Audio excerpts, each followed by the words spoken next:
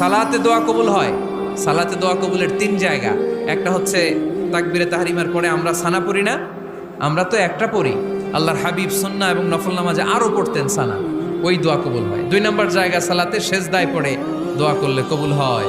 আকরাবু মা ইয়াকুনুল আবদু মির রাব্বিহি ওয়া হুয়া সাজিদ ফাকসিরু ফীহি দুআ। বান্দা যখন সেজদায় লুটিয়ে পড়ে বান্দা আল্লাহর সবচেয়ে কাছে চলে যায়। তা কিন্তু বিশ্বনবী বলে সেজদাটা তোমার রবের কুদরতি পায়ের উপরে পড়েছে। সেজদায় পড়ে দোয়া করেন।